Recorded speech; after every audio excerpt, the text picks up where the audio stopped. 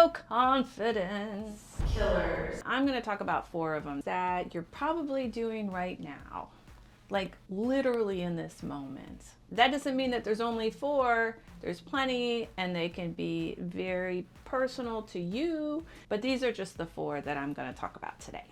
The definition of confidence that I'm using is the feeling of self-assurance that you get from your own appreciation of trust in yourself, in your own abilities and qualities, whatever they are.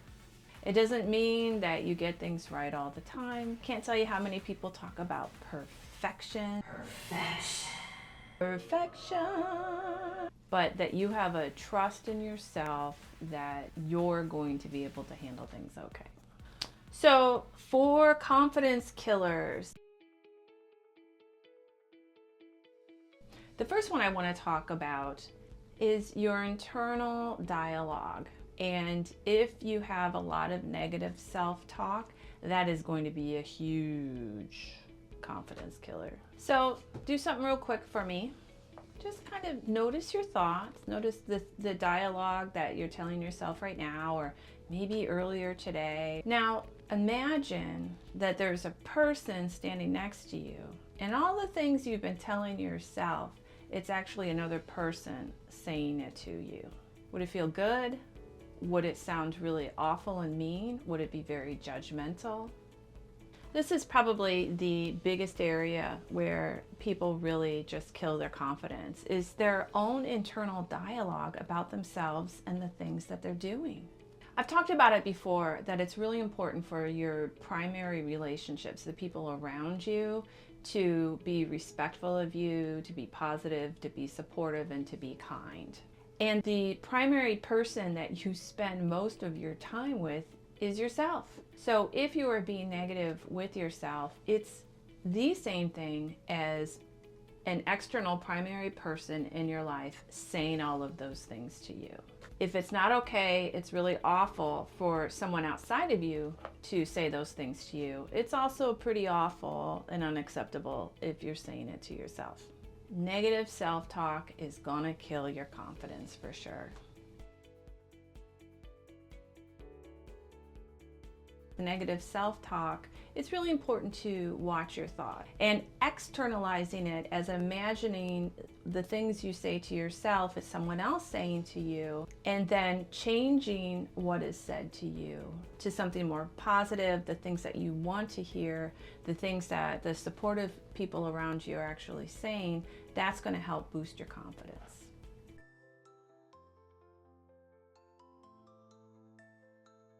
Number 2, the second confidence killer that you're probably doing, you rely on the things that you do as what bring you value. What I mean by that is that the amount that you accomplish, achieve, obtain, acquire, contribute, that your value is based on how much you're able to do that or how well you do that. And from the get-go, a belief of what we should be doing and then what we're actually doing, if they don't match, then that is really going to kill your confidence. And I can't tell you how much this happens. That the expectations, the level of achievement that we put upon ourselves, that we feel we must achieve in order to be of value, is way too high. And then we're not able to achieve that. And then that kills our confidence. You've probably heard the statement before, you are enough. You are enough. That your opinion about yourself and what you're doing and what your achievement is enough. And outside validation of what you are doing and having that to determine your value is going to be a confidence killer.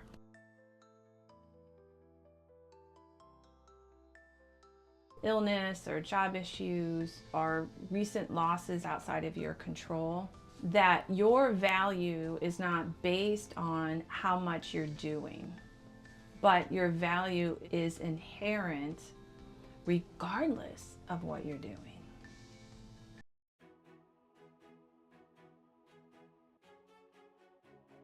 The third confidence killer that I want to talk about that you're probably doing is depriving yourself of your own needs. This comes in the sense of always running, always pushing yourself, push, push, push. Even if you're not feeling good, even if you're tired, even if there's something that's saying, I just need to stop, I need a rest, that you don't. That I have to take care of this other person. I don't have time to take care of myself. I can't take care of myself. And then you're putting yourself last. That is a confidence killer, and it's one that people do all the time.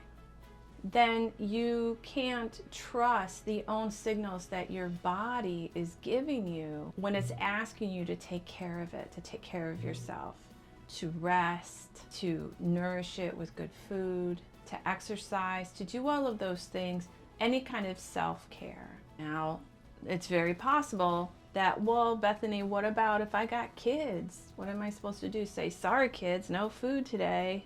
Mom's tired or dad's tired. Well, right. So there are situations that you are responsible for the life of someone else, such as a child or perhaps taking care of elderly parents. But if you are really on point of staying away from the other confidence killers that I'm talking about today, that gives you more bandwidth to be able to tolerate situations where you may have to focus on some other people's needs more than your own for a time period. But often what I'm talking about with this is that's not the case. This isn't about children. And I'm talking about under 18 children, not adult children. And this isn't about elderly parents. This is frequently about people in your life who are not taking care of themselves and you're doing all of the work. We all have somebody who we do this with. And that is a confidence killer.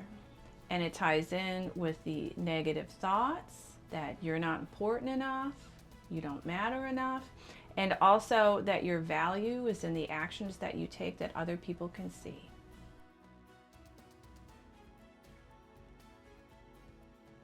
You're depriving yourself of your needs. If it's in the case of being a caregiver, remember that this is temporary and that you really be mindful of the other areas that those are very healthy and that you're really sticking to these caregiving roles, that they really are for people who actually need it and not just under functioning.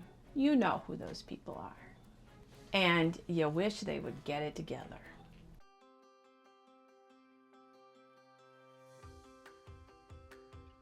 And the fourth one of the confidence killers you're probably doing, you're probably making excuses for the behaviors of others in your life.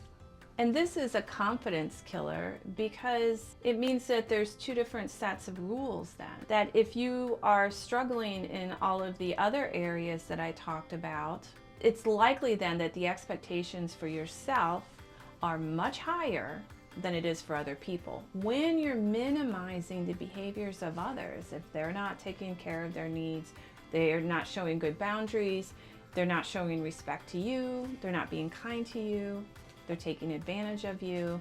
These are two different sets of rules. And I bring this up a lot with people. It's like, wait a minute, what are the rules? There's rules for one, there's rules for the other. And when you make excuses for other people's behaviors, which means lowering the standards of expectations for their behavior while you're really bumping up expectations for yourself for your own behavior, then you're really not going to be able to trust your ability to accomplish anything, or that even what you accomplish matters. Because your value is less no matter what you do, and the value of others is more, even if they do less.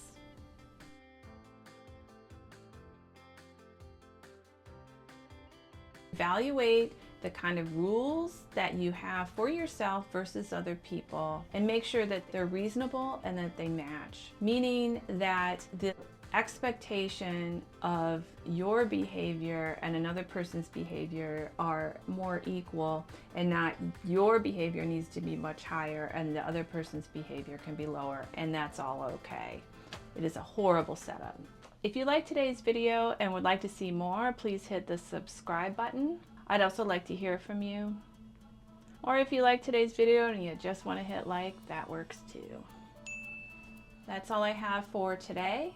My name is Bethany Brunn. I'm a licensed mental health counselor, and I hope today's video helped you to get back to you. I'll see you next time. Confidence, confidence, dry and secure. Raise your hand if you're sure. Raise your hand if you're sure. It also doesn't hurt to have a little bit of a sense of humor.